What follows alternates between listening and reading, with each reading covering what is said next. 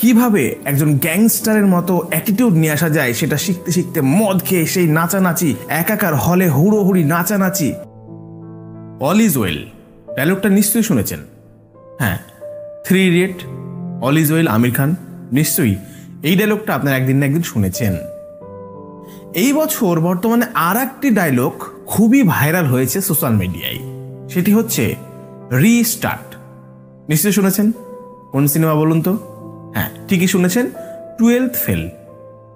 এই 12th fail যখন হলে চলছিল তখন একই সাথে আরও একটি সিনেমা চলছিল হলে, সেটা হচ্ছে অ্যানিমাল। কিন্তু মজার ব্যাপারটা হচ্ছে কি, এই 12th ফেল এই সিনেমাটাকে কেউ পড়ুয়া করেনি, কেউ পাত্তা দেয়নি।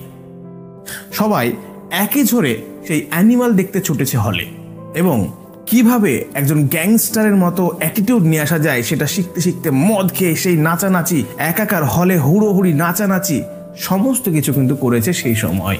এবং সেই সময় যারা 12th ফেল দেখতে গিয়েছিল তারা কিন্তু হলে বসে কেঁদেছিল।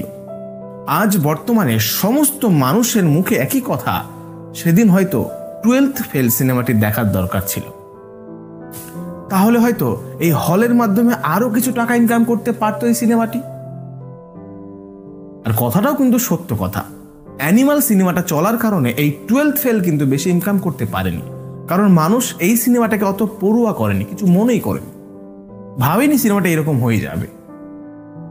কিন্তু বর্তমানে যখন এই সিনেমাটি ওটিটিতে রিলিজ হয়েছে, এই ওটিটি প্ল্যাটফর্মে এখন বর্তমানে ভারতের সর্বশ্রেষ্ঠ সিনেমা হিসেবে তকমা পেয়েছে এই 12th ফেল। হ্যাঁ, বলিউড পারে, এই ধরনের সিনেমা বানাতে বলিউড পারে, তবে এই ধরনের সিনেমা বানানোর জন্য বলিউডকে কিন্তু একটু মোটিভেশন দিতে হবে, মোটিভেট করতে হবে।